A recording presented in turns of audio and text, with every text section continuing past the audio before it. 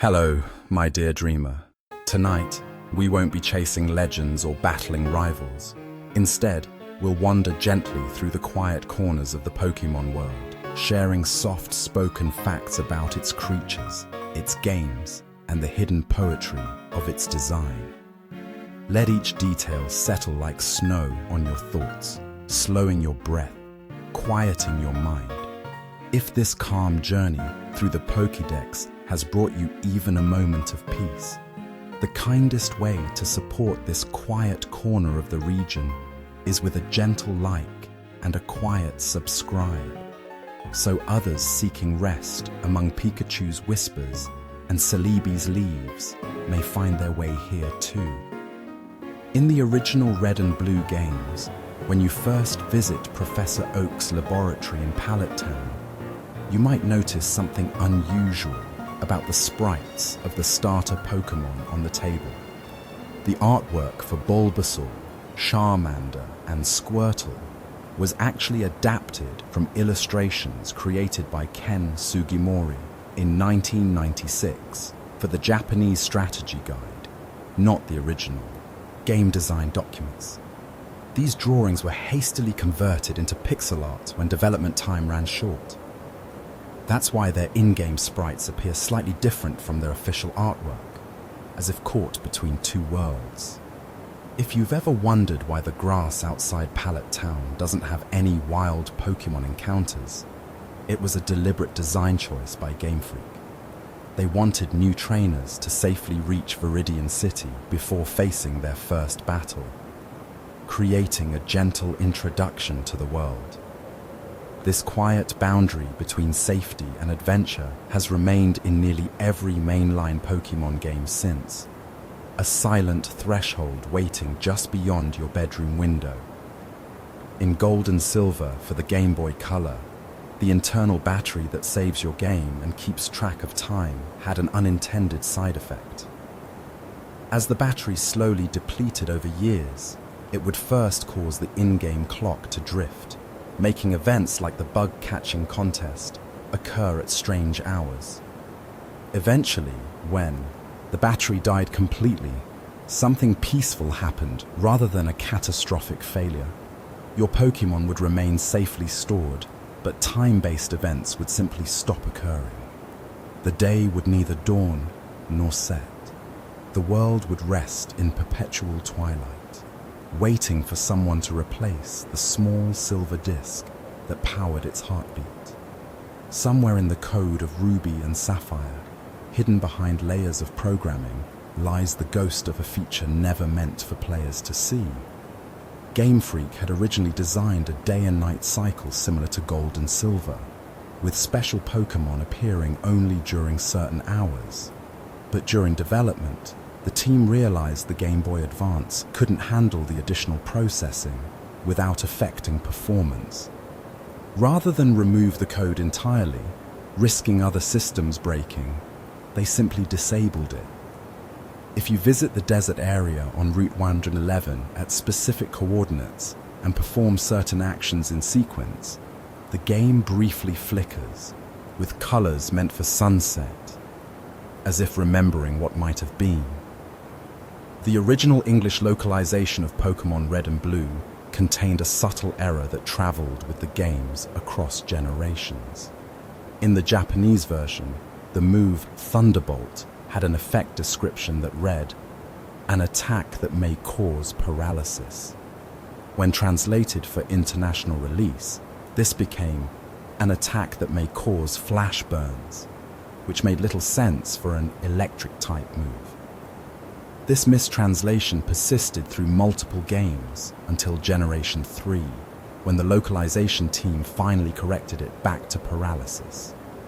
For years, players wondered why their Pikachu's most powerful move sometimes left opponents with mysterious burns, rather than the expected paralysis. It was simply a quiet mistake that lived in the code, waiting patiently to be noticed. In Crystal version, when you first meet Eugene at the burned tower in Ecruteak City, he speaks of his lifelong quest to find the legendary Pokémon, Suicune. What many players didn't realize is that Yusin was actually programmed to appear in different locations throughout Johto, depending on real-world time. If you spoke with him at night, he might mention seeing Suicune near Lake of Rage. During rain, he'd claim to have spotted it around the Whirl Islands. This dynamic storytelling was revolutionary for handheld games at the time, making the world feel alive even when you weren't actively pursuing your journey. The programming required such precision that the developers had to create an entirely new dialogue system just for this single character. Beneath the Pokémon Center in Vermilion City, in the original Red and Blue games, lies one of the most persistent myths in gaming history. For decades, players whispered about a hidden truck that could be pushed to reveal the mythical Pokémon Mew. While the truck itself exists near the SS Anne docks, it cannot be moved in any legitimate way. The myth likely began when early players confused it with the infamous Old Man glitch, which did allow access to Mew and other unusual encounters. Game Freak eventually acknowledged this urban legend by hiding a truck in Pokémon X and Y's Kalude City, complete with an in-game sign that reads, "This truck cannot be moved." Sometimes, the quietest nods to our shared history are the most meaningful. In the Diamond and Pearl games, the sound effect that plays when you heal your Pokémon at a Pokémon Center is slightly different from all previous generations. The chime carries 3 distinct notes rather than the usual 2, forming a gentle C major chord. This was a deliberate choice by composer Hitomi Sato, who wanted the healing sound to evoke the feeling of safety after a long journey. She recorded the melody on an actual music box and spent weeks adjusting the pitch until it perfectly matched the feeling of a warm bed after a day of exploration. Many players never noticed the change, yet somehow felt more comforted when their team was restored to full health. Sometimes, the smallest details touch us most deeply. In the original Japanese release of Pokémon Yellow, Pikachu would follow the player character on the overworld map, a feature that wouldn't appear in Western releases until Heart Gold and Soul Silver. But hidden in the game's code was another layer of connection between trainer and partner. If you played with your Pikachu for exactly 20 minutes straight in the visual competition minigame, the next time you visited the Celadon department store, a clerk would give you a special ribbon that had no in-game function. It existed only as a digital token of your dedication, a quiet acknowledgement between creator and player that some bonds transcend the screen. This feature was removed in international versions due to memory constraints, but the empty space where that data lived remained, a silent monument to what might have been. When Game Freak developed the internal mechanics for individual values, those hidden numbers that determine a Pokémon's potential, they created a system of elegant simplicity. Each IV is stored as a single byte in the game's memory, with values ranging from 0 to 31. These numbers affect everything from a Pikachu's final speed stat to the pattern of sparkles when it uses Quick Attack. What many trainers never realized is that these values were originally designed not just for gameplay balance, but as a form of digital preservation. In the early games, if 2 players traded Pokémon and then compared their save files years later, they could verify the authenticity of their memories through these hidden numbers, proof that the Charizard they'd raised together was truly the same one that now rested in their respective boxes. In Ruby and Sapphire, the tides around Sootopolis City flow according to a hidden rhythm in the game's code. Unlike the day and night cycle, which follows real-world time, the tides operate on their own internal clock, rising and falling approximately every 20 minutes of gameplay. This system was originally designed to control which paths were accessible around the city, creating natural barriers that encouraged exploration at different times. The sound design team recorded actual ocean waves at various beaches in Japan, then layered them with subtle musical notes that shift depending on whether the tide is coming in or going out. Few players notice this detail, but many feel its calming effect when they pause their journey to watch the virtual water lap against the city's stone walls. Somewhere in the development history of Emerald version, Game Freak created a special internal tool that allowed them to visualize the Sinnoh region years before Diamond and Pearl would bring it to life. This wasn't a full map, but rather a collection of atmospheric notes and environmental sketches stored in the game's unused space. If you examine the game's data with specialized tools, you can find references to Mat, Coronet's shadow at dawn, and the scent of cherry blossoms in Eterna Forest. These were fragments of a world that wouldn't exist for another generation, a quiet promise from the developers to themselves that their story wasn't finished yet. The Game Boy's limited color palette influenced Pokémon designs in unexpected ways. When creating the sprites for Generation 2, artist Ken Sugimori discovered that certain color combinations would visually vibrate on the original Game Boy's screen, causing discomfort during extended play sessions. This led to subtle adjustments in Pokémon like Unknown, whose various forms were carefully balanced to avoid problematic color contrasts. The letter I, Unknown, for instance, was redesigned multiple times before finding a shade of grey that wouldn't cause visual strain. These quiet considerations for player comfort shaped the Pokémon world in ways most trainers never realized. Proof that even in a world of battles, kindness can be found in the smallest details. In Fire Red and Leaf Green, when you visit the Saffron City gym after defeating Sabrina, the teleporting twins who once blocked your path will occasionally offer to battle you if you speak to them. What few players noticed is that these battles have a secret property. If you win against both twins without healing your Pokémon in between, they'll both give you a rare item called a pink bow, which increases the special stat of the Pokémon holding it. This was Game Freak's quiet acknowledgement of players who mastered the art of resource management, a small reward hidden in plain sight for those who paid attention to the rhythm of battle rather than just its outcome.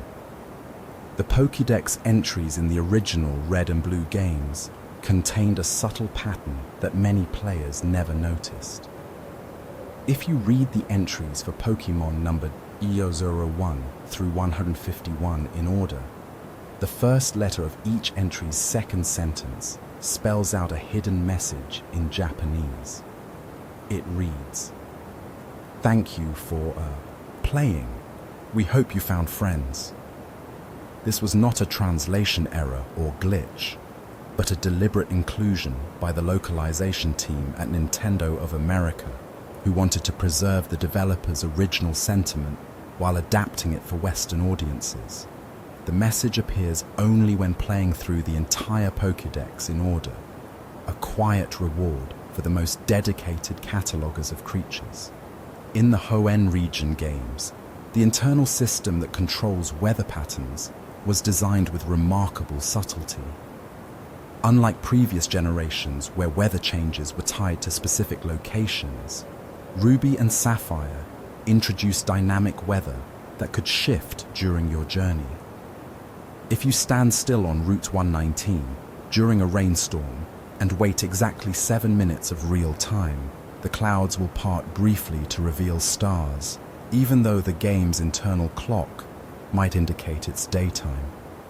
This was a hidden gift for patient players, a reminder that if you pause long enough in your journey, even a digital world can surprise you with moments of unexpected beauty. Sometimes, the most meaningful discoveries come not from moving forward, but from standing still. The original programming for Pokémon Stadium on the Nintendo 64 contained a remarkable feature that never made it to the final release. In the game's debug mode, developers could connect 4 Game Boys simultaneously to a single Nintendo 64 console, allowing players to battle using their actual Game Boy cartridges while seeing their Pokémon rendered in 3D on the television screen. This technology was eventually scaled back to support only 2 players due to hardware limitations, but remnants of the 4-player code still exist in the game's unused data. If you examine the game's files with specialized tools, you can find references to quad battle mode and models for 4 separate battlefield arenas. This abandoned dream of connecting multiple worlds in a single space lives on as a quiet ghost in the code, a testament to ambitions that sometimes outpace technology. In Gold and Silver, when you receive your Pokégear from Professor Elm, the device's internal clock must be set to match your real-world time. This seemingly simple moment represented a profound shift in game design philosophy. For the first time, a Pokémon game would continue evolving even when the player wasn't actively playing. Flowers would bloom on specific days. Certain Pokémon would appear only during particular moon phases, and the region itself would change with the seasons. The development team spent months refining this system, worried that players might find it frustrating to wait for real time to pass. But they believed that by mirroring the natural rhythms of our world, the game could create a deeper sense of connection between player and Pokémon. That quiet faith in patience has shaped every mainline game since. Hidden within the data of Diamond and Pearl is a collection of placeholder names for Pokémon that were designed but never implemented. Among these unused creatures was Foliage, a grass-type Pokémon that evolved from Bulbasaur instead of Ivysaur. Its design featured larger leaves and a more pronounced bulb on its back, with coloration that shifted subtly depending on the season in-game. The developers ultimately decided against this evolutionary path, fearing it might confuse players who had grown attached to the established forms. But traces of Foliage remain in the game's code, where its sprite data and cry still exist, waiting silently in the digital archives like a Pokémon that exists only in an alternate timeline where Game Freak chose a different path. The sound of waves lapping against the shores of Cinnabar Island in red and blue was created through an unexpected method. Sound designer Morikazu Aoki recorded actual ocean waves at a beach near Kyoto, then manipulated the audio to fit the Game Boy's limited sound capabilities. When this proved too memory-intensive, he instead created the sound using only the console's internal noise channel, programming a pattern that mimicked the rhythm of water against sand. This technique was so successful that it became the standard method for creating water sounds in all subsequent Pokémon games. Few players notice the precise timing of these waves, how they quicken slightly when a storm is approaching in the game's internal weather system, or how they grow calmer during night hours. These subtle variations were Aoki's quiet signature, a reminder that even in a world of pixels and code, nature's rhythms can be preserved with care and attention. In the original Japanese version of Pokémon Yellow, there exists a special animation that plays only once in the entire game. When Pikachu first jumps down from Professor Oak's table to join you, the sprite briefly flickers with a subtle glow effect not seen anywhere else in the game. This was created by lead programmer Shigeki Morimoto as a personal touch, a visual, representation of the moment when a wild creature chooses to trust a human trainer. The effect was so resource-intensive that it could only be triggered once without causing performance issues. International releases removed this animation to save memory space, but those who played the Japanese version and witnessed that single, unrepeatable moment saw something unique, a digital firefly that appeared only once, then vanished forever into the game's history. When developing the internal mechanics for contest ribbons in Ruby and Sapphire, Game Freak created a system far more complex than what players could see. Each ribbon had hidden attributes that affected how other NPCs would react to your Pokémon during non-competitive interactions. A Pokémon with a beauty ribbon might receive special attention from the flower shop owner in Verdanturf Town, while one with a toughness ribbon might cause the guards outside Team Magma's hideout to hesitate before battling you. These subtle social dynamics were mostly cut from the final game due to time constraints, but fragments remain in the code. If you have a Pokémon with 5 different ribbons and speak to the little girl in Slateport City's market, she'll give you a special berry that doesn't appear in any official item list, a quiet acknowledgement of beauty recognized by those who understand its many forms. The grass in Viridian Forest in the original games was programmed with unusual attention to detail.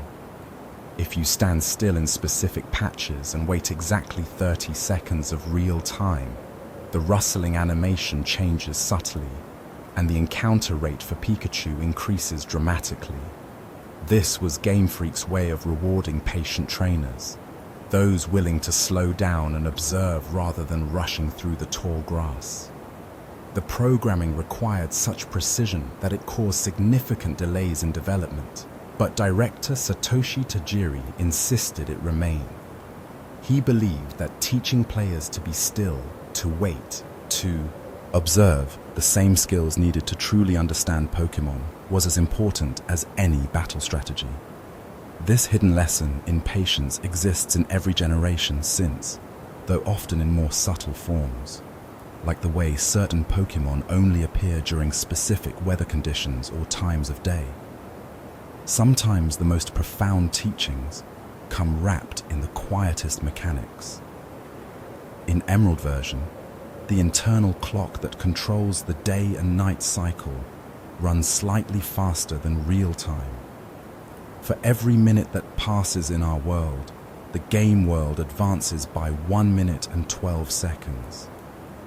This seemingly small adjustment was carefully calculated to ensure that players would experience both day and night cycles during typical gaming sessions.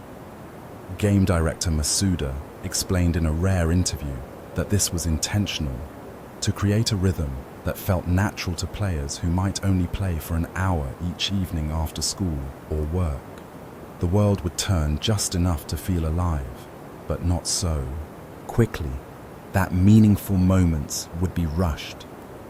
This gentle manipulation of time reflects Game Freak's understanding that games aren't just about mechanics and progression, but about finding harmony between digital worlds and human lives.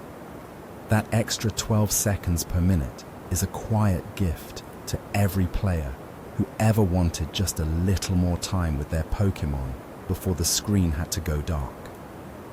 When creating the internal data structure for Pokémon cries in the original games, sound designer Go Ichinos faced a significant challenge.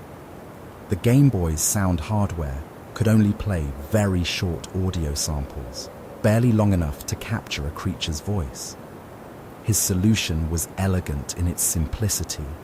He recorded each cry twice, with slight variations, then programmed the game to randomly select between them during encounters. This created the illusion of living creatures with unique voices, rather than repetitive sound effects. Pikachu's cry, for instance, has subtle differences in pitch between its two stored versions, a detail most players never consciously noticed, but which contributed to the feeling that each encounter was with a distinct individual rather than a digital clone. This attention to invisible details created the foundation for the emotional connections players would form with their Pokémon for generations to come. Sometimes, the most meaningful artistry lies not in what players see, but in what they feel without knowing why. When designing the original Pokémon Stadium for the Nintendo 64, Game Freak programmers faced a unique challenge with the game's internal clock. The Stadium cartridge needed to synchronize with Game Boy games through the transfer pack, but the Nintendo 64 had no built-in clock functionality. To solve this, developers embedded a small battery-backed clock chip directly into the Stadium cartridge itself. This quiet innovation allowed time-based events like the daily lottery corner to function properly when connected to gold. And silver cartridges. The clock battery was designed to last approximately 10 years, though many cartridges still function today despite their internal power sources having long since depleted. Without this hidden component, Stadium would have been unable to properly interface with time-sensitive Game Boy games, severing an important link between Nintendo's handheld and home console ecosystems. In the Japanese version of Pokémon Emerald, players can encounter a hidden message from game director Junichi Masuda near the battle frontier. If you speak to a specific NPC at just the right moment, precisely when the in-game clock shows 23:59, they will recite a poem about the fleeting nature of time and the importance of cherishing childhood memories. This message was completely removed from international versions, likely because the cultural nuances and poetic structure would have been difficult to translate effectively while maintaining its emotional impact.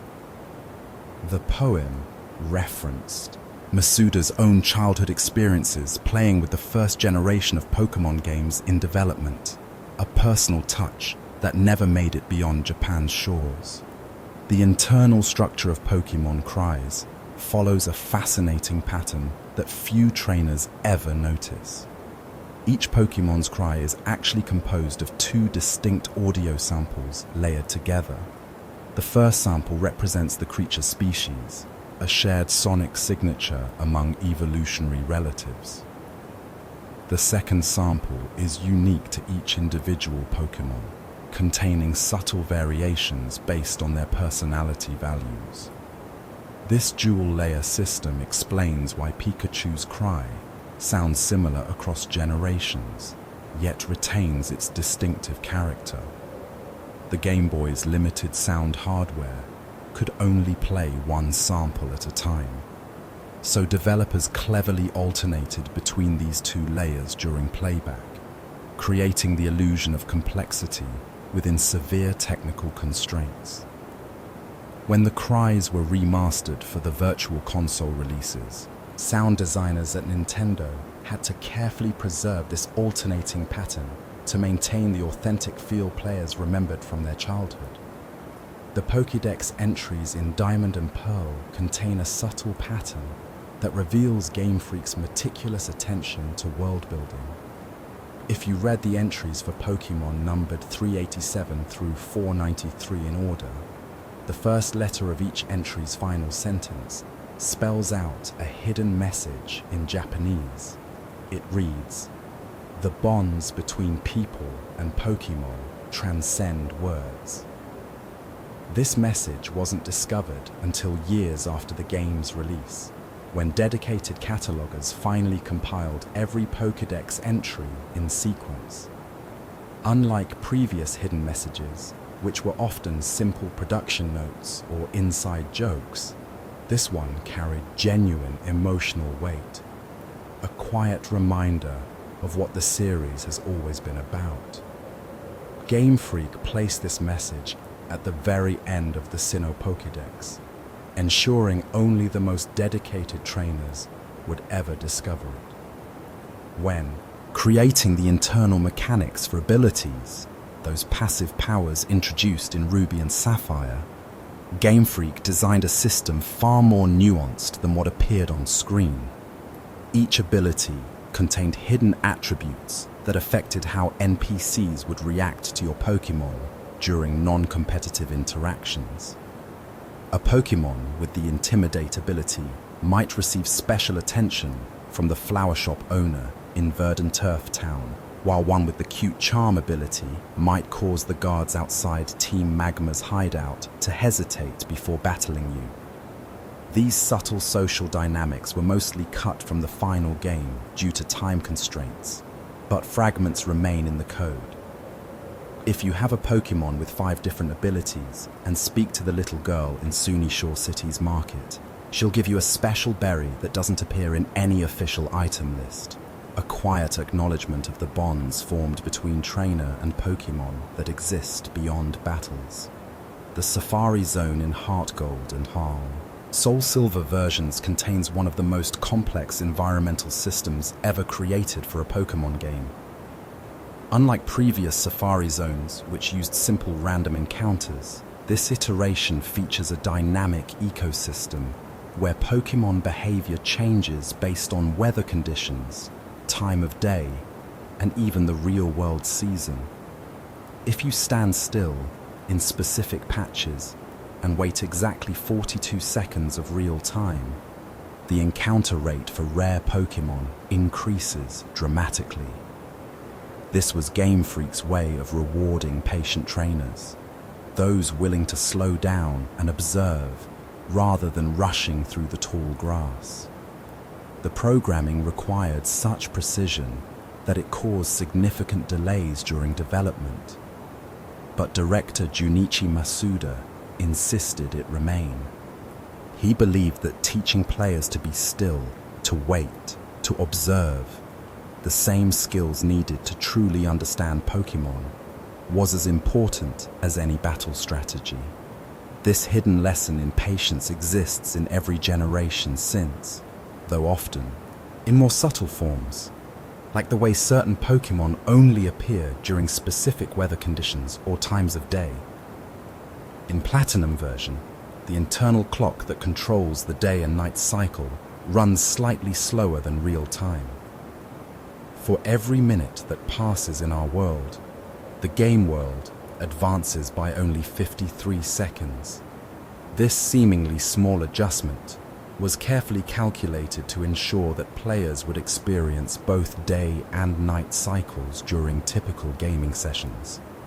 Game director Junichi Masuda explained in a rare interview that this was intentional, to create a rhythm that felt natural to players who might only play for an hour each evening after school or work. The world would turn just slowly enough to feel alive, but not so quickly that meaningful moments would be rushed. This gentle manipulation of time reflects Game Freak's understanding that games aren't just about mechanics and progression, but about finding harmony between digital worlds and human lives. That extra 7 seconds per minute is a quiet gift to every player who ever wanted just a little more time with their Pokémon before the screen had to go dark. When the Nintendo DS was first designed, its clamshell form was actually inspired by a children's book.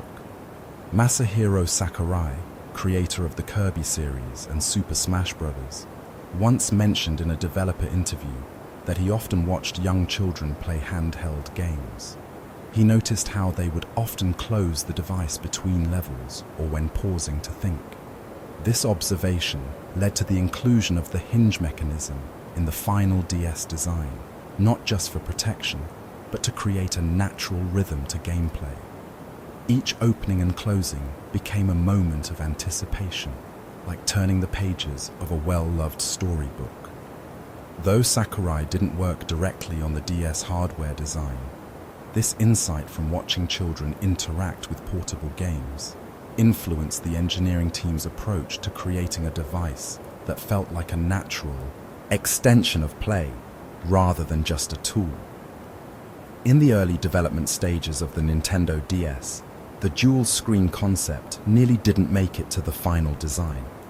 According to a 2004 interview with Nintendo's technology director, Satoru Okada, the team experimented with placing both screens on one side of the device with the hinge at the bottom.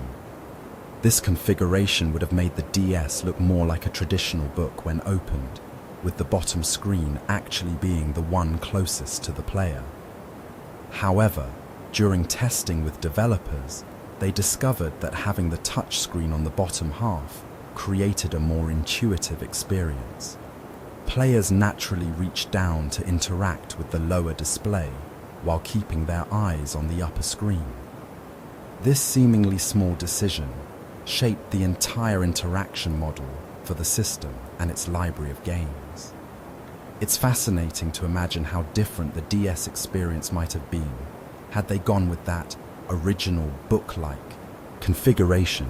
Games like Phoenix Wright, Ace Attorney might have required completely different interface designs, and the iconic touch-based gameplay of titles like Nintendogs might never have emerged in the same way. If you've ever played Animal Crossing Wild World on the Nintendo DS, you might have noticed how the game tracks real-world time and seasons. What many players don't realize is that the game contains a hidden calendar feature that can only be accessed through a specific sequence of button presses on the title screen. By holding L and R while pressing A 3 times, then B twice, players can access a debug calendar that allows them to jump to any date in the game year. This was originally included for testing purposes, allowing Nintendo's quality assurance team to verify seasonal events without waiting months between tests. The calendar was never meant for public use, but remains accessible in every copy of the game. Using this feature doesn't corrupt save files, but it does bypass the game's intended pacing. A gentle reminder that sometimes the most beautiful experiences are meant to unfold at their own natural rhythm, like watching cherry blossoms slowly open on a spring day in your Animal Crossing town. The Nintendo DSi's camera feature was originally conceived not for taking photographs, but for scanning barcodes. During early development meetings, game designer Yoshio Sakamoto, who directed Metroid Fusion and Metroid Zero Mission, proposed a system where players could scan barcodes from everyday objects to unlock special items in games. Sakamoto was particularly interested in how this could create connections between the digital and physical worlds. A cereal box might contain a code that would grant players a unique costume in a fashion game, or a soda bottle might unlock a special character in a racing title. Though barcode scanning did make it into some DSi games like Style Savvy, the camera's primary function shifted to photography when developers realized how emotionally engaging image capture could be. This pivot led to unexpected gems like Jam City's Flipnote Studio, where players could create simple animations and share them with friends. The original barcode scanning concept wasn't entirely abandoned, however. It eventually evolved into the QR code functionality found in later Nintendo systems like the 3DS and Switch, where scanning codes can unlock special items in games like Animal Crossing, New Horizons. In a fascinating bit of technical history, the Nintendo DS was the first Nintendo handheld to require special shielding in its circuitry to prevent electromagnetic interference between its two screens. This was such a novel engineering challenge that Nintendo had to develop entirely new manufacturing techniques to solve it. During development, engineers discovered that when both screens were active simultaneously, they would create interference patterns that made the displays difficult to read. The Solution came from an unexpected source, a team member who had previously worked on medical equipment. They suggested using the same type of electromagnetic shielding used in MRI machines, adapted to fit within the slim profile of a handheld gaming device. This shielding is invisible to users, but without it, the DS's dual screen experience would have been impossible. The knowledge gained from solving this problem later helped Nintendo engineers design the 3DS's auto-stereoscopic display, proving that sometimes our greatest technological advancements come from the quiet moments when engineers huddle together late at night, solving problems nobody knew existed until they appeared on a prototype's flickering screens. The touchscreen on the original Nintendo DS was designed with a surprising limitation in mind. Nintendo intentionally made it slightly less responsive than it could have been. This might seem counterintuitive, but according to a 2005 interview with hardware designer Koichi Kawamoto, the decision was made after extensive playtesting revealed that highly sensitive touchscreens led to player fatigue during longer gaming sessions. By slightly dampening the screen's responsiveness, Nintendo created a more comfortable experience that encouraged longer play sessions without causing hand strain. Kawamoto explained that the ideal touch sensitivity was found through thousands of hours of testing with players of all ages, from young children to elderly gamers. The team discovered that a slight delay between touch and response actually made precise movements easier to control, particularly in games requiring delicate inputs like WarioWare, Touched, and Electroplankton. This thoughtful design choice reflects Nintendo's philosophy that technology should serve human comfort rather than the other way around, a principle that has guided their hardware development for decades. When Nintendo was developing the Nintendo DS Lite, they faced an unusual challenge with the system's brightness settings. Early prototypes had 4 brightness levels, but during testing, players consistently complained that the lowest setting was still too bright for nighttime use. Rather than simply adding another brightness level, the engineering team made a more elegant solution. They redesigned the backlight system entirely. By using more efficient LED technology, they were able to create a new lowest brightness setting that was significantly dimmer than before, perfect for playing in dark rooms without disturbing others. What's remarkable is that this redesigned backlight system was so efficient that it actually extended the battery life of the DS Lite compared to the original model, despite having brighter maximum settings. This quiet innovation exemplifies Nintendo's commitment to thoughtful design, solving multiple problems simultaneously through careful engineering rather than simply adding features for their own sake. In the Nintendo DS game Hotel Dusk, Room 215, there's a hidden feature that many players never discover. If you close the DS while Detective Kyle Hyde is holding an item in his inventory screen, when you reopen the system, he'll be holding that item in his hand on the top screen. This subtle detail was implemented by developer Sing to create a sense of continuity between the physical act of closing your DS and the game world. What's more impressive is that this feature works consistently across all items in the game, from simple keys to complex machinery. The developers even created unique animations for particularly large items, where Hyde has to hold them with both hands. This attention to detail created a moment of surprise and delight for players who happened upon it accidentally. It's a perfect example of how Nintendo's hardware design, specifically the clamshell form factor, inspired developers to create software experiences that couldn't exist on any other platform. The game itself was a commercial failure, but this small interaction remains one of the most elegant uses of the DS's unique hardware features in the entire library. The Nintendo DS browser, which was released as a standalone cartridge in some regions, contained an Easter egg that was only visible on a specific date. On September 14th, 2006, Nintendo President Satoru Iwata's birthday. If players visited the Nintendo website using the DS browser, they would see a special animated message wishing Iwata a happy birthday. This was particularly meaningful because Iwata had championed the DS project when many within Nintendo were skeptical about its dual-screen concept.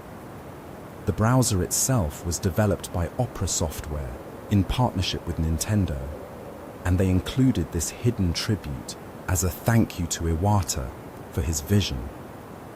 What makes this Easter egg especially charming is that it only appeared for 24 hours and was never officially announced, making it a rare moment of connection between Nintendo's leadership and its most dedicated fans. Most players never saw it, but for those who happened to be browsing the web on that particular September day, it was a small, unexpected reminder of the human beings behind the games we love. During development of the Nintendo DS, there was an experimental model that included a third screen, a small monochrome display on the outside of the clamshell that would show the time, notifications, and other basic information, even when the system was closed. This prototype was nicknamed the Eye by Nintendo engineers because it remained partially awake even when the system was at rest. Though this feature didn't make it to the final hardware, the concept lived on in the Nintendo 3DS's Street Pass functionality, where the system can detect other 3DS systems even when in sleep mode. In a surprising twist, the Eye concept resurfaced years later in the Nintendo Switch's sleep mode notifications, where players can see message icons on the system screen without fully waking the console. What makes this particularly interesting is that the same engineering team that worked on the original DS prototype later implemented this functionality in the Switch, showing how Nintendo often revisits and refines ideas across generations rather than abandoning them completely. When Nintendo was preparing the launch lineup for the Nintendo DS, they faced a challenge with demonstrating the system's unique features to retailers who had never seen a dual-screen, touch-based gaming device before. Their solution was elegantly simple yet effective. They created special demo cartridges that played short movies showcasing the hardware's capabilities. These demo units were placed in a custom-built kiosk shaped like an open book, with the DS positioned exactly as it would appear when players used it. The most innovative part of this display was that it included a mirror angled above the unit, allowing onlookers to see exactly what the player was seeing on both screens. This mirror solution was actually inspired by the original Game Boy's development, when Gunpei Yokoi had used a similar technique to demonstrate the handheld's screen visibility to skeptical retailers. The elegance of this solution, using simple optics rather than complex electronics, exemplifies Nintendo's approach to problem solving, finding elegant, human-centered solutions rather than relying solely on technological complexity. Many of these demonstration kiosks were later repurposed for Nintendo's retail stores, where they remained in use for years after the DS's launch. Somewhere in the memory of the Game Boy, hidden in its monochrome heart, lies a quiet detail about its power source. The original system used 4 AA batteries, which was quite a burden to carry around. But the design team at Nintendo had a vision. They wanted players to feel the weight of adventure in their hands, not just in the games they played. The batteries were placed in such a way that their weight balanced the console perfectly when held, a subtle engineering decision that many players never noticed but always felt. When the Game Boy Pocket was released in 1996, it used just 2 AA batteries, yet managed to extend playtime by nearly 50%. This wasn't merely a matter of smaller batteries or better power management. It was the result of engineers hand-selecting components that would work harmoniously together, like musicians in an orchestra. Each circuit was carefully arranged to minimize power leakage, and the screen's contrast was adjusted to reduce strain on the backlights. The Game Boy Light, released only in Japan in 1998, contained a small electroluminescent panel that cast a soft glow across the screen. If you held it close to your ear in a quiet room, you could hear the faint, almost imperceptible hum of electricity flowing through it, a lullaby for electronic dreams. The Game Boy Advance continued this legacy of thoughtful power management. Its sleep mode wasn't simply a way to pause the keyed game. It was designed with the precise timing of human attention spans in mind. Research showed that after 12 minutes of uninterrupted play, most players would naturally pause to consider their next move. The sleep mode activated exactly at this threshold, preserving battery while respecting the rhythm of play. When Nintendo was developing the Game Boy Micro in 2005, they discovered something unexpected. Players tended to hold handhelds differently when playing puzzle games versus action games. For puzzle games, players would hold the system lower, resting it on their laps. For action games, they would bring it closer to their faces. The Micro's design accommodated both positions, with button placement that felt natural, whether your arms were relaxed or tensed. These details never made it into marketing materials or instruction booklets. They existed only in the quiet spaces between design decisions, in the late-night engineering sessions where developers would test prototypes by actually playing them until their hands grew tired. The Game Boy wasn't merely a machine for delivering games. It was a carefully crafted vessel for carrying memories. Each model evolved like a living thing, learning from its predecessors while preserving the essence of what made players fall in love with it in the first place. Even today, in the quiet moments between digital worlds, you can still feel the weight of those original 4 AA batteries in your hands. A gentle reminder that sometimes the most profound innovations are the ones that simply help us stay connected to what we love. In the original Japanese release of Pokémon Crystal, there exists a small animation that plays only once in the entire game. When Celebi first appears at the Ilex Forest Shrine, the sprite briefly flickers with a subtle shimmer effect not seen anywhere else in the game. This was created by lead programmer Tetsuya Watanabe as a personal touch, a visual representation of the moment when a mythical creature chooses to reveal itself to a human trainer. The effect was so resource-intensive that it could only trigger once without causing performance issues.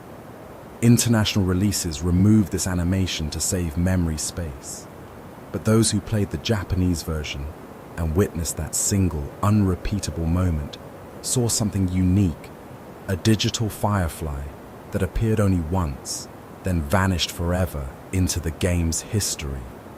This attention to invisible details created the foundation for the emotional connections players would form with their Pokémon for generations to come. When developing the internal mechanics for Pokerus in Ruby and Sapphire, Game Freak created one of the most misunderstood systems in the series. Unlike in previous generations, where the virus would disappear after 2 days of real time, Ruby and Sapphire featured a more complex internal timer. The virus would remain active for exactly 144 minutes of actual gameplay time, regardless of whether the player was actively battling or simply walking through towns. If you left your game paused on the menu screen for hours, that time wouldn't count toward the virus's duration. This subtle difference was rarely documented in strategy guides, leading many players to believe their Pokémon had lost the virus prematurely, when in reality, the internal clock was simply waiting for them to continue their journey. Game director Junichi Masuda later explained in a rare interview that this change was intentional to ensure players wouldn't lose the beneficial virus simply because life occasionally pulled them away from their adventures. The naming screen in Pokémon Gold and Silver contained a hidden feature that few players ever discovered. If you entered exactly 8 characters for your name and then held the B button while pressing start, the game would generate a unique trainer ID number based on your name's characters, rather than using the standard random generator. This was originally implemented as a debugging tool to ensure certain trainer IDs appeared during specific story sequences. The development team called this the Easter name function, and it remained in the final code as a quiet nod to the game's testing phase. When this was combined with certain trainer names during specific in-game events, it could trigger unique NPC dialogue where characters would reference the player's exact name rather than using generic phrases like young trainer or new challenger.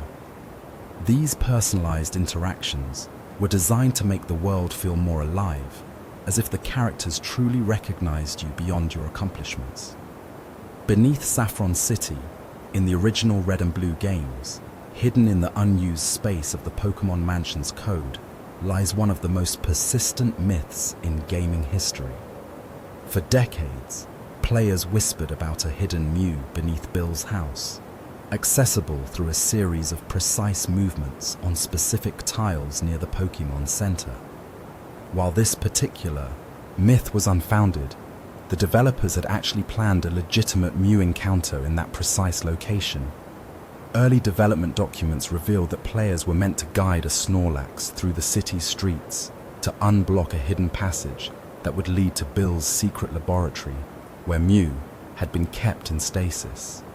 This sequence was cut during the final months of development due to time constraints and cartridge space limitations, but the map data and event flags remained in the game's code. When players later discovered similar mechanics in the yellow version's unused surfing Pikachu minigame, they mistakenly believed those unused features were connected to the Mew myth. The Pokédex entries in Diamond and Pearl contain a subtle pattern that reveals Game Freak's meticulous attention to world building. If you read the entries for Pokémon numbered 387 through 493 in order, the first letter of each entry's final sentence spells out a hidden message in Japanese. It reads, "The bonds between people and Pokémon transcend words." This message wasn't discovered until years after the game's release, when dedicated catalogers finally compiled every Pokédex entry in sequence. Unlike previous hidden messages, which were often simple production notes or inside jokes, this one carried genuine emotional weight, a quiet reminder of what the series has always been about. Game director Junichi Masuda placed this message at the very end of the Sinnoh Pokédex, ensuring only the most dedicated trainers would ever discover it, like a letter sealed inside a bottle and cast into the digital sea. In the original Japanese release of Pokémon Crystal, there exists a small animation that plays only once in the entire game. When Celebi first appears at the Ilex Forest Shrine, the sprite briefly flickers with a subtle shimmer effect not seen anywhere else in the game. This was created by lead programmer Tetsuya Watanabe as a personal touch, a visual representation of the moment when a mythical creature chooses to reveal itself to a human trainer. The effect was so resource-intensive that it could only trigger once without causing performance issues. International releases removed this animation to save memory space, but those who played the Japanese version and witnessed that single, unrepeatable moment saw something unique, a digital firefly that appeared only once then vanished forever into the game's history. This attention to invisible details created the foundation for the emotional connections players would form with their Pokémon for generations to come. When developing the internal mechanics for Pokerus in Ruby and Sapphire, Game Freak created one of the most misunderstood systems in the series. Unlike in previous generations where the virus would disappear after 2 days of real time, Ruby and Sapphire featured a more complex internal timer. The virus would remain active for exactly 144 minutes of actual gameplay time, regardless of whether the player was actively battling or simply walking through towns. If you left your game paused on the menu screen for hours, that time wouldn't count toward the virus's duration. This subtle difference was rarely documented in strategy guides, leading many players to believe their Pokémon had lost the virus prematurely, when in reality, the internal clock was simply waiting for them to continue their journey. Game director Junichi Masuda later explained in a rare interview that this change was intentional, to ensure players wouldn't lose the beneficial virus simply because life occasionally pulled them away from their adventures. The naming screen in Pokémon Gold and Silver contained a hidden feature that few players ever discovered. If you entered exactly 8 characters for your name and then held the B button while pressing start, the game would generate a unique trainer ID number based on your name, rather than using the standard random generator. This was originally implemented as a debugging tool to ensure certain trainer IDs appeared during specific story sequences. The development team called this the Easter name function, and it remained in the final code as a quiet nod to the game's testing phase. When this was combined with certain trainer names during specific in-game events, it could trigger unique NPC dialogue, where characters would reference the player's exact name rather than using generic phrases like young trainer or new challenger. These personalized interactions were designed to make the world feel more alive, as if the characters truly recognized you beyond your accomplishments. Beneath Saffron City in the original Red and Blue games, hidden in the unused space of the Pokémon Mansion's code, lies one of the most persistent myths in gaming history. For decades, players whispered about a hidden Mew beneath Bill's house, accessible through a series of precise movements on specific tiles near the Pokémon Center. While this particular myth was unfounded, the developers had actually planned a legitimate Mew encounter in that precise location. Early development documents reveal that players were meant to guide a Snorlax through the city's streets to unblock a hidden passage that would lead to Bill's secret laboratory, where Mew had been kept in stasis. This sequence was cut during the final months of development due to time constraints and cartridge space limitations, but the map data and event flags remained in the game's code. When players later discovered similar mechanics in the yellow version's unused Surfing Pikachu minigame, they mistakenly believed those unused features were connected to the Mew myth. The Pokédex entries in Diamond and Pearl contain a subtle pattern that reveals Game Freak's meticulous attention to world building. If you read the entries for Pokémon numbered 387 through 493 in order, the first letter of each entry's final sentence spells out a hidden message in Japanese. It reads, "The bonds between people and Pokémon transcend words." This message wasn't discovered until years after the game's release, when dedicated catalogers finally compiled every Pokédex entry in sequence. Unlike previous hidden messages, which were often simple production notes or inside jokes, this one carried genuine emotional weight, a quiet reminder of what the series has always been about. Game director Junichi Masuda placed this message at the very end of the Sinnoh Pokédex, ensuring only the most dedicated trainers would ever discover it, like a letter sealed inside a bottle and cast into the digital sea. The Game Boy Advance was programmed to switch over to Game Boy Color mode when it detected the contents of a Game Boy or Color cartridge.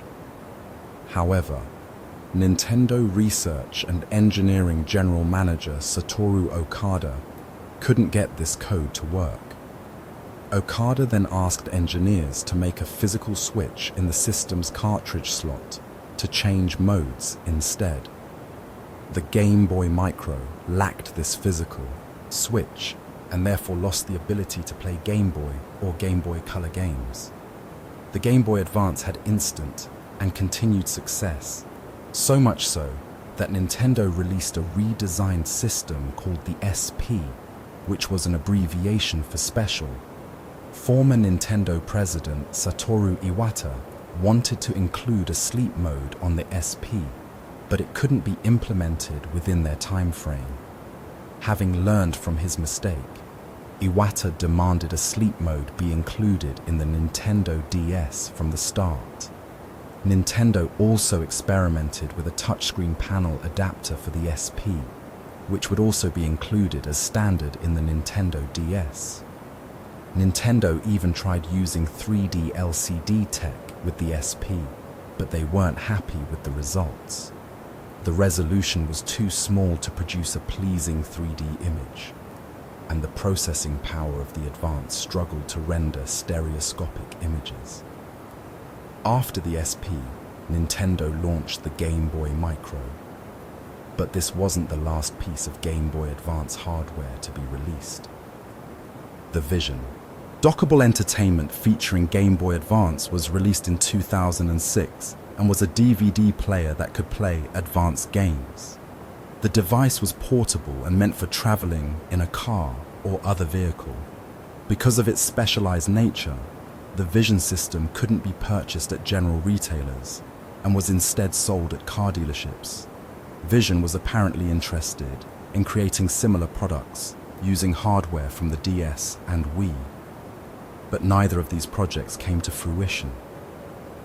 Speaking of unusual Game Boy Advance hardware, there's an advanced add-on that was specifically made to help young people with diabetes.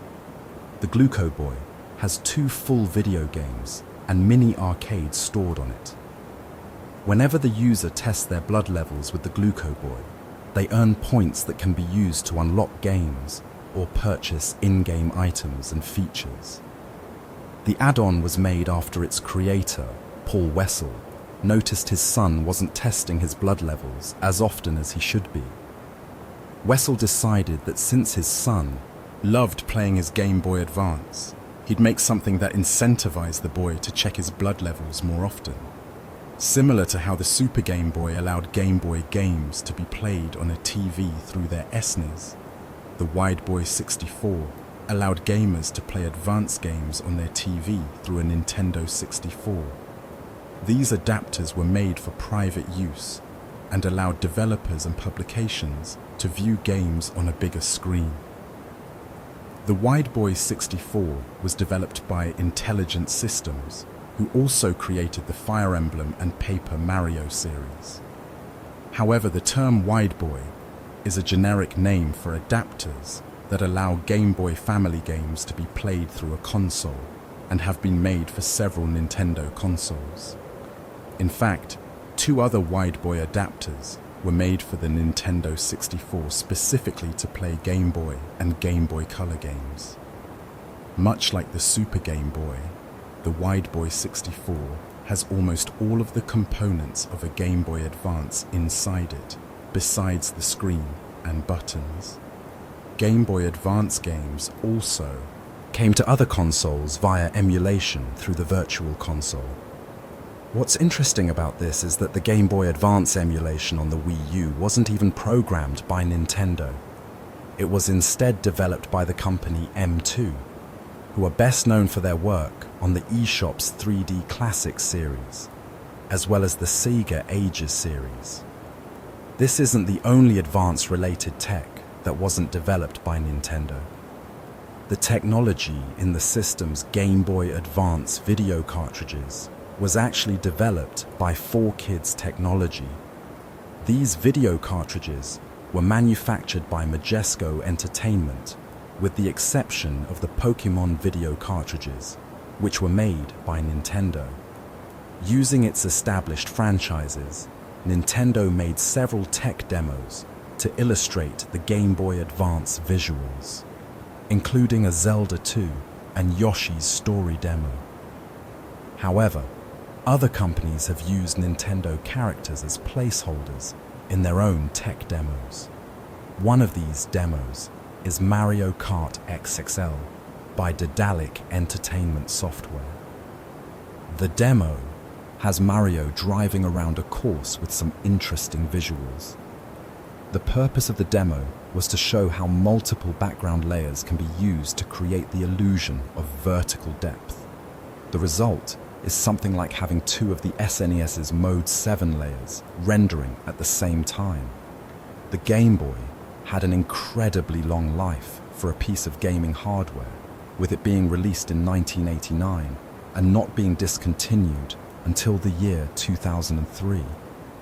This long life brought tons of memorable and beloved games with it, and despite the system's audio and graphical limitations, it was the first time gamers could genuinely take good and engaging titles on the go. The system was the birth of the Pokémon franchise, which went on to become, well, the Pokémon franchise that you definitely know about already. But other smash hit titles like Super Mario Land 2, 6 Golden Coins, also pushed Nintendo into the status of a home entertainment staple. And of course, we'll be talking about Super Mario Land 2 as well as Pokémon Gold and Silver in today's episode. But first, we want to talk about a surprisingly interesting Game Boy game with a truly unique feature: Mission Impossible. Film ties used to be far more prevalent in the gaming space at the time of the Game Boy, with most of which honestly being a total waste of time. Companies knew that they could make a quick buck selling games to people that had just seen the latest blockbuster. So relatively mundane video games were a great means of extra revenue for small to mid-sized game studios and film studios alike. With Mission Impossible, which was released for the Game Boy Color, a rather unique feature was included in the game, which made use of a new addition to the Game Boy Color's hardware, the IR sensor. The game includes the Impossible Mission Force Agent Organizer, essentially a rudimentary PDA at a time when such devices would have cost an arm and a leg. Players could store notes, addresses, or messages, and then transmit that data from one player to another who also had a copy of the game. However, the infrared sensor was used for something a little more impressive than even wireless communication circa 2000. The ability to use your game console as a remote control for your TV. The game was able to learn signals used by remote controls for things like radios or televisions, allowing you to change the channel without access to the remote control, essentially serving as a universal remote. This can be handy while at home, though booting up Mission Impossible on your Game Boy Color may be a bit long-winded to switch channels from Law and Order to Countdown. But it would also mean that you could change channels on a TV out in public if you've configured your system correctly, even working from up to 20 feet away. This essentially grants the player the ability to be their own small-time Tom Cruise, or even smaller-time Tom Cruise. From a major blockbuster film series to a blockbuster game franchise, Final Fantasy, Legend is well known for not always being a Final Fantasy game. It's pretty well known these days that the title's branding was changed in the West to focus entirely on Final Fantasy, when the game's Japanese name was Saga, with Final Fantasy Gaiden being its subtitle. But this isn't the only time the game was changed. And this is far from the biggest change that occurred. According to a Japanese saga guidebook, one of the title's programmers claimed that the game actually began its life as an experimental tennis game. The quote, as translated by Clyde Mandolin, reads, "This game actually started out as an experimental tennis game. At some point, the court turned into scrollable screens. The racket turned into the playable character, the ball into a weapon, the opponent's racket turned into enemies, and the court became what was referred to as the map. And before I realized it, a story was added into it. And then the game was released as Saga. It was a curious experience." It isn't going to be a Nintendo system without some kind of breakout hit Mario title making an appearance. And while the first Super Mario Land was by no means a bad experience, Nintendo made great leaps with their sequel, Super Mario Land 2, 6 Golden Coins. The first Mario Land was perhaps limited in its appearance, with Mario being just 10 pixels tall, but for 6 Golden Coins, we got a more detailed look at the plumber and the world he's in. But this more detailed look put a spotlight on how strange the game's art direction and design really was, with things like a Jason Voorhees-inspired enemy and a world made of knockoff Lego. But apparently, the game was originally far more unusual. During an interview with the game's director and designer, Hiroji Kiyotake, he stated, "With Super Mario Land 2, one of our ideas was not to be bound by the conventions of the previous games. However, when we showed our first draft to everyone, they were like, 'I don't know, is this Mario?' We realized that we were on the wrong path, so we toned down that idea and made something a little closer to the existing Mario world.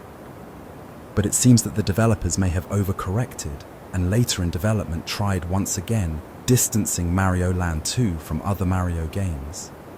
The title originally used the same sound effect for Mario turning into Super Mario as Super Mario World, but halfway into development, the team decided that hearing the Super Mario World sound effect on the Game Boy was just a bit off, and they were afraid that players would become negatively conscious of the fact that they were playing on a small screen and begin to compare Mario Land 2 with the audibly and graphically far superior Mario World. 6 Golden Coins was also the birthplace of one of Mario's most iconic characters, Wario. Wario didn't just work as a fantastic villain for the series, but could even transition the gap of antagonist to protagonist. Wario Land 2 for the Game Boy was an extremely well-received title and most likely served as the cement for Wario's position in the Mario franchise. The title received a re-release just a few months after its initial release on the OG Game Boy, which optimized it for the Game Boy Color hardware. In the Game Boy Color enhanced release of the game, while still possible to play on a Game Boy or a Game Boy Color, the save files for both systems were not compatible with each other. For this reason, when trying to play a Game Boy Color save file on the Game Boy, or vice versa, the game will go through a set of menus to delete old save data to accommodate that of the other system. So, forget about lending it to a friend and expecting your save data back. Another change between both versions appears in the levels Turn Off the Giant Faucet and Escape from the Teacup. These levels contain a unique fish enemy that grabs Wario and pins him to a wall until he escapes. For unknown reasons, the Game Boy Color release replaces this unique fish enemy with a standard sawfish. Despite this omission, full color graphics for the unique fish are still present in the game's code. So, at some point, it was clearly planned to remain in the game. Another Nintendo series with a strong following is the curled ball of strawberry milkshake Kirby. Kirby's Dream Land 2 actually contains a fairly large number of secrets and cameo appearances from other familiar faces, such as the mini-boss, Blocky, who originally appeared as one of the enemies in HAL Laboratories' earlier series, Adventures of Lolo. Not only this, but if the player frees the same animal friend as they're already riding, then there is a fairly infrequent occurrence that the sacks, which usually contain Gooey, will instead contain Blob, a female version of Gooey. This isn't the case in the game's original Japanese release though, where Blob's role is actually taken by Chao, the female protagonist from Famicom Fairy Tales. Yuyuki, a Japanese-only Famicom Disk System adventure game by Nintendo. It's also possible to unlock a sound test mode in the game, which displays an image of Kirby, Rick, Kine, and Koo, all sitting around a table, whilst Gooey and Blob play a piano in the background. Once again, however, this differs from the Japanese release of the game where Chao can be seen sitting at the piano, recreating a scene from Famicom Fairy Tales. Yuyuki. Another of the Pink Puff's games to hit the Game Boy was Kirby's Star Stacker, and this too had a number of elements changed when localized outside of Japan.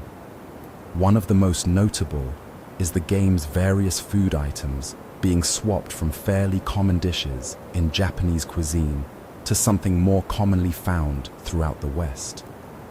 One other thing missing from Western territories was a complete remake of the game released as Kirby's Superstar Stacker in 1998, exclusively in Japan for the Super Famicom.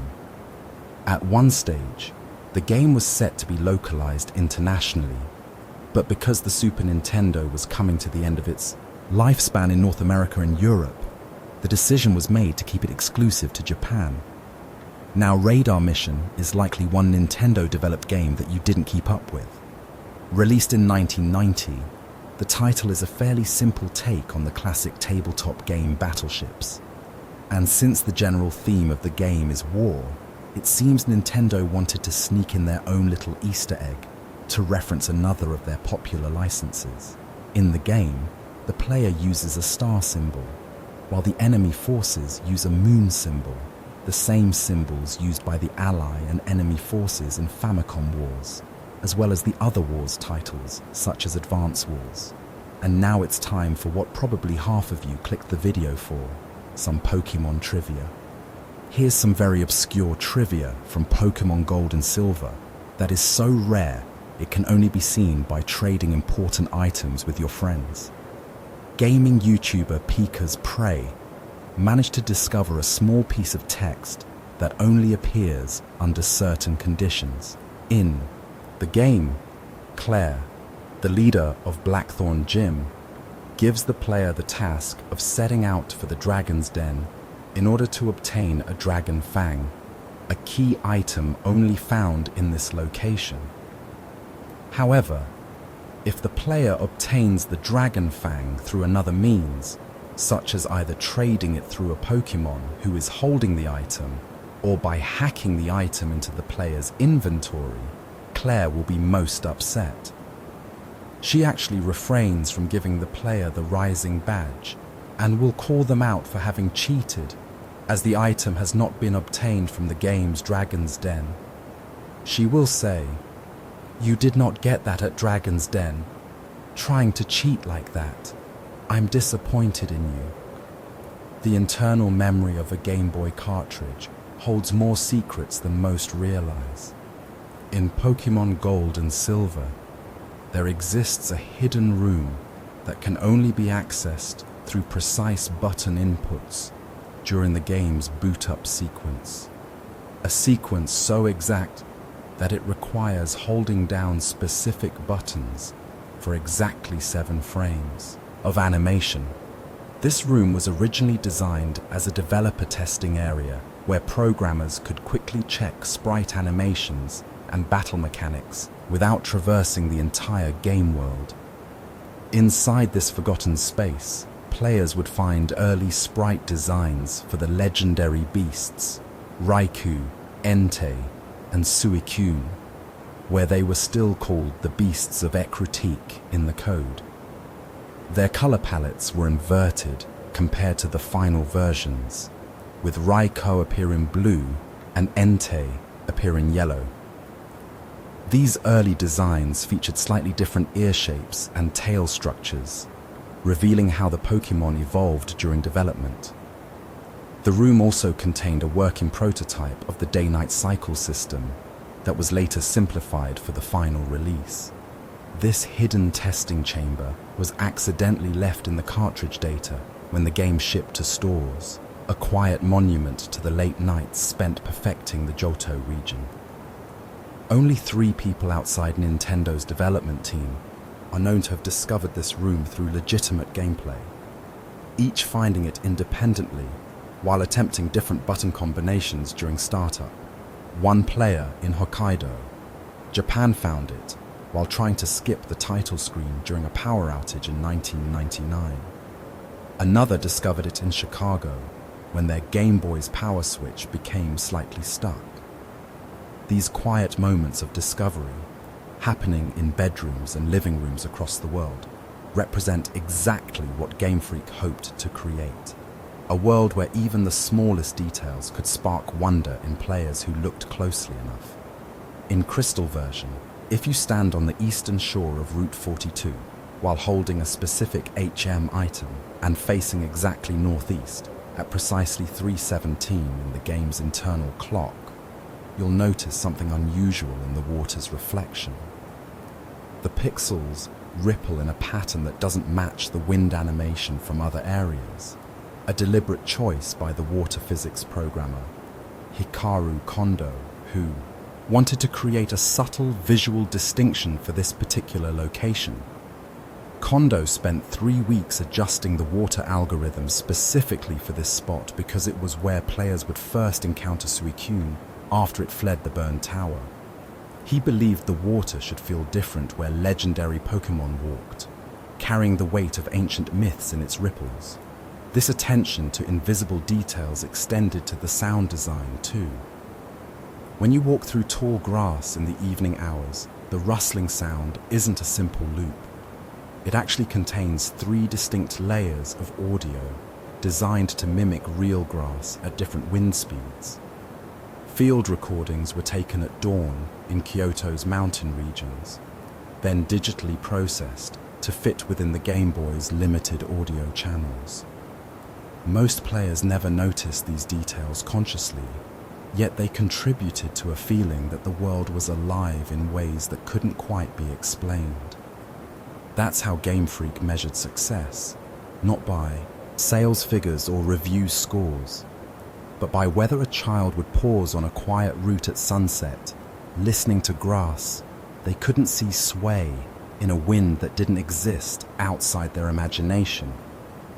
The Safari Zone in Heart Gold and Soul Silver contains one of the most complex environmental systems ever created for a handheld Pokémon game. Unlike previous Safari Zones, which used simple random encounters, this iteration features a dynamic ecosystem where Pokémon behavior changes based on weather conditions, time of day, and even the real-world season. If you stand perfectly still in specific patches for exactly 42 seconds of real time, the encounter rate for rare Pokémon increases dramatically. This was Game Freak's way of rewarding patient trainers, those willing to slow down and observe rather than rushing through the tall grass.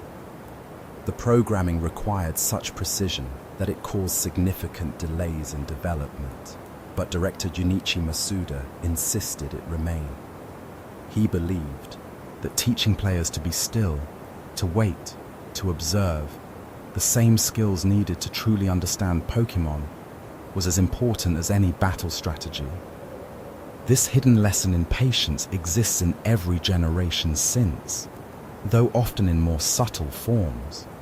In some games, It's manifested as weather-based encounters, where snow warning abomasnow only appear during blizzards, or in others as time-sensitive evolutions like Eevee becoming Umbreon only at night with high happiness. These mechanics were designed not just as gameplay features, but as gentle reminders that the most meaningful discoveries often require stillness, a philosophy carried through from Satoshi Tajiri's original vision for Pokémon. When Nintendo Research and Engineering General Manager Satoru Okada encountered a problem with the Game Boy Advance's backward compatibility code, his solution was characteristically practical. Unable to make the software switch between Game Boy and Game Boy Color modes work reliably, he simply asked engineers to add a physical switch in the cartridge slot instead. This mechanical solution, born from necessity, became one of the most reliable aspects of the hardware. Every time a player inserted an older Game Boy cartridge, they'd hear that satisfying click as the switch engaged, like turning the page of a well-loved book. This tiny mechanism represented Nintendo's philosophy. When faced with an unsolvable problem, sometimes the best solution is the simplest one. It's a lesson that carried through to later hardware designs, where physical buttons persisted even as touch interfaces became popular, and where cartridge slots remained even when digital downloads dominated. That small click when inserting a game pack wasn't just a sound, it was a promise that your memories would always have a place in Nintendo's future. The Game Boy Micro, which lacked this physical switch and consequently lost the ability to play original Game Boy games, serves as a quiet reminder of what happens when we forget to honor the past while rushing toward the future. In the original Japanese release of Pokémon Crystal, there exists a small animation that plays only once during the entire game. When Celebi first appears at the Ilex Forest Shrine, its sprite briefly flickers, with a subtle shimmer effect not seen anywhere else in the game. This was created by lead programmer Tetsuya Watanabe as a personal touch, a visual representation of the moment when a mythical creature chooses to reveal itself to a human trainer. The effect was so resource-intensive that it could only trigger once without causing performance issues. International releases removed this animation to save memory space, but those who played the Japanese version witnessed something unique, a digital firefly that appeared only once, then vanished forever into the game's history. This attention to invisible details created the foundation for the emotional connections players would form with their Pokémon for generations to come. Sometimes the most meaningful moments in gaming aren't the grand battles or dramatic cutscenes, but these quiet, almost imperceptible touches that make a world feel alive in ways we can't quite explain, like the way Celebi's leaves seem to glow just a little brighter in that single, unrepeatable moment. In the development of the original Game Boy, Gunpei Yokoi made a small but significant decision about the system's startup sound. That gentle beep you hear when powering on wasn't simply a technical necessity. It was carefully composed to evoke the feeling of a digital sunrise. Sound designer Hirokazu Tanaka spent 3 weeks adjusting the pitch and duration, testing it at different times of day with development team members. He discovered that a slightly higher frequency triggered a subtle psychological response of alertness without anxiety, while the exact duration of 0.3 seconds created the perfect balance between acknowledgement and minimal disruption. This attention to invisible details extended to the Game Boy's physical form. The rounded corners weren't merely an aesthetic choice. Ergonomic testing revealed they reduced accidental button presses by 17% during extended play sessions. Even the system's weight distribution was meticulously calculated, so that when cradled in both hands, the center of gravity aligned precisely with the player's natural grip point, reducing fatigue during long gaming sessions. These invisible considerations created a device that felt like an extension of the player's hands rather than a separate object.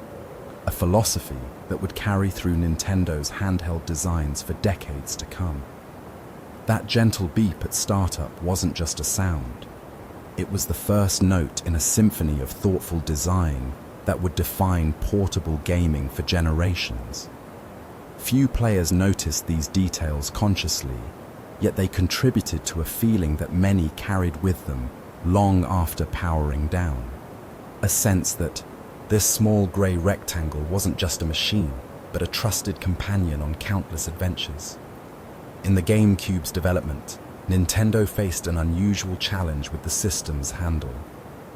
Early prototypes featured a rigid plastic handle that felt uncomfortable during extended carrying sessions, especially when the console was hot from gameplay. Hardware designer Shigeru Miyamoto, known for his attention to physical interactions, insisted the handle needed to feel like holding a friendly animal's ear.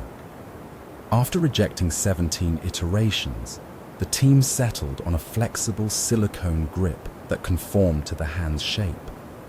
This seemingly small detail required redesigning the entire top casing to accommodate the new materials. What few players realized was that this handle contained a hidden feature, a subtle depression on the underside that perfectly fit an adult thumb, providing just enough tactile feedback to prevent accidental drops without requiring conscious grip adjustments. This attention to invisible usability extended to the console's internal architecture. When designing the GameCube's disk drive, engineers discovered that the red head would occasionally vibrate at a frequency that created a barely audible hum during certain game loading sequences. Rather than simply damping the vibration, they worked with composer Koji Kondo to incorporate that specific frequency into the system's startup sound, effectively turning a technical limitation into part of the console's musical identity. These invisible details created a system that felt alive in the player's hands, a philosophy that transformed what could have been just another gaming console into something that genuinely felt like it belonged in living rooms around the world. The GameCube's handle wasn't just for carrying. It was an invitation to pick up the console, to hold it close, to become part of its world. Those small, thoughtful touches, the perfect grip depression, the hum transformed into music, were never marketed or highlighted. They existed only in the quiet space between player and machine, where the most meaningful connections are often formed. In the creation of Animal Crossing, the development team at Nintendo made a deliberate choice that would define the series' unique rhythm for decades. They removed the traditional game over screen, not as a technical limitation, but as a philosophical statement about what games could be. Director Katsuya Eguchi explained in a rare 2003 interview that he wanted players to feel the passage of time in-game mirror real life's gentle ebb and flow.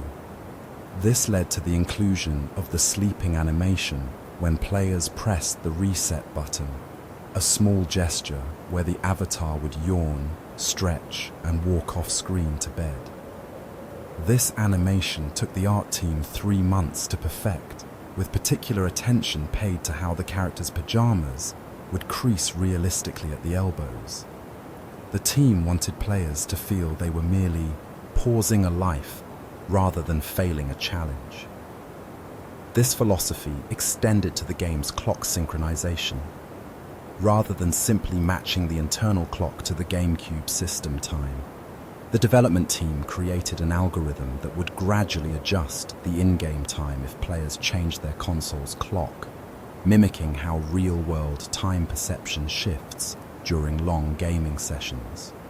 This subtle technical detail meant that if players tried to time travel by manipulating the clock, the game world would slowly resist. Trees would grow at slightly accelerated rates, villagers would comment on lost time, and the sky would transition through colors more rapidly than normal. These invisible systems created a world that felt alive and responsive in ways players couldn't quite articulate, but deeply felt. Animal Crossing wasn't designed to be beaten, it was designed to be lived in. A digital hearth where the most significant achievements weren't high scores or completed quests, but the quiet satisfaction of watching the seasons change from your virtual window. Few players notice the algorithm adjusting time or the precise physics of pajama creases, yet these invisible details created something unprecedented, a game that didn't demand attention but welcomed you home. In the Game Boy Advance SP's development, Nintendo engineers faced an unusual challenge when designing the clamshell mechanism. Early prototypes kept failing durability tests, with hinges breaking after approximately 3,500 openings and closings.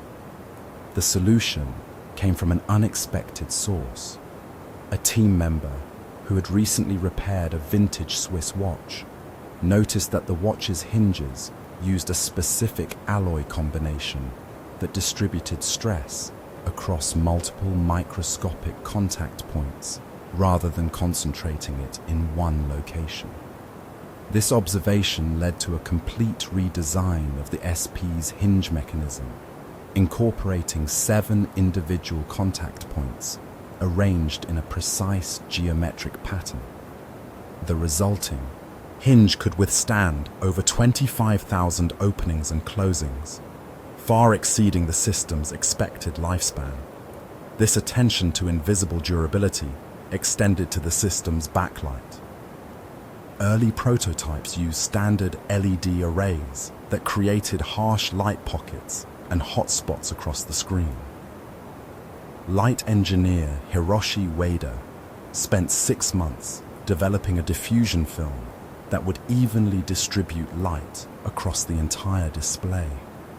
The final film contained 14,372 precisely positioned micro lenses, each measuring just 0.0115 millimeters in diameter, arranged in a pattern that mimicked the fractal geometry of snowflakes. This created a soft, paper-like illumination that reduced eye strain during extended play sessions.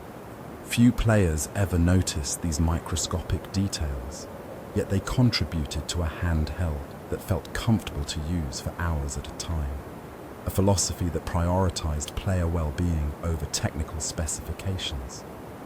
The backlight wasn't merely illumination, it was carefully crafted. Light designed to feel like a warm, late afternoon sun filtering through a window. These invisible considerations, the fractal light diffusion, the 7-point hinge system, were never advertised or celebrated. They existed only in the quiet moments between player and machine, where comfort and durability created trust. The Game Boy Advance SP wasn't designed to impress with specifications. It was designed to disappear into the player's hands, becoming not a device to be operated, but a companion to be carried through life's quiet moments.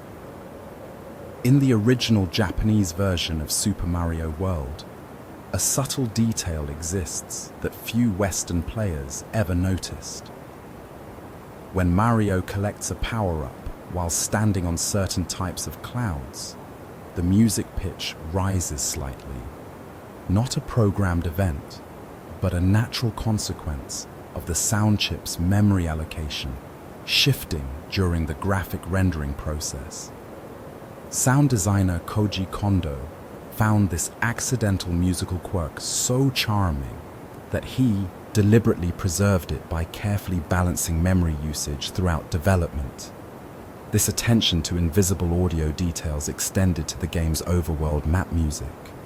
The melody wasn't simply looped, it contained subtle variations that would play after the player visited exactly 7 different levels, creating a sense of progression that reinforced the journey without demanding conscious attention.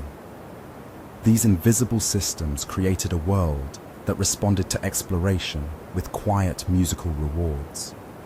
The development team referred to this philosophy as invisible game design, elements that enhance the experience without calling attention to themselves.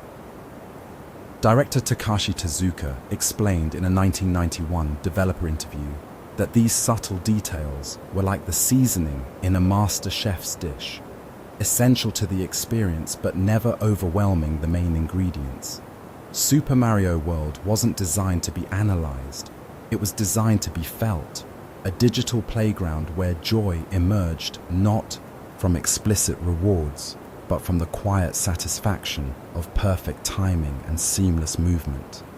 Few players noticed the rising music pitch or the 7-level melody variation, yet these invisible details created something profound.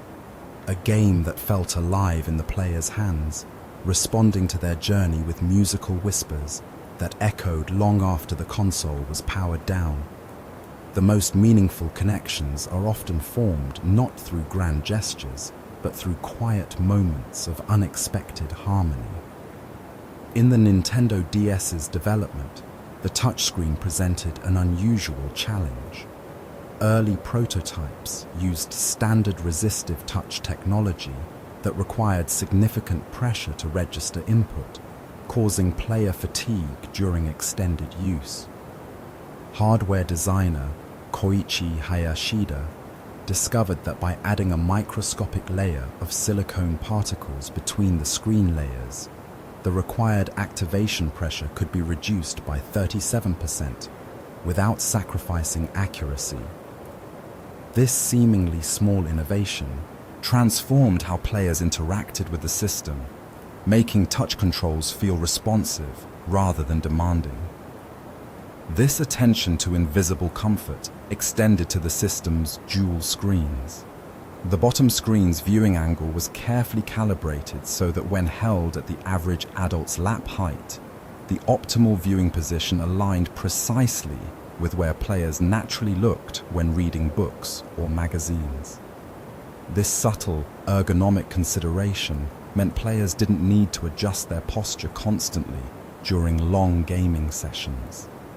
Even the system's hinge contained hidden intelligence, a spring mechanism that provided slightly more resistance when opening from a closed position than when closing, creating a satisfying tactile feedback that told players exactly when the system was fully open without requiring visual confirmation. These invisible systems created a device that felt like an extension of the player's body rather than a separate tool. The Nintendo DS wasn't designed to showcase technology. It was designed to disappear into the player's experience, becoming not a machine to be mastered, but a quiet companion that responded to the lightest touch. Few players noticed the silicone particle layer or the calibrated viewing angle, yet these invisible details created something remarkable, a handheld that felt natural to hold for hours, where the interface vanished and only the experience remained. In the quiet space between player and machine, these thoughtful details created trust, transforming what could have been just another gaming device into something that genuinely belonged in the palms of players around the world.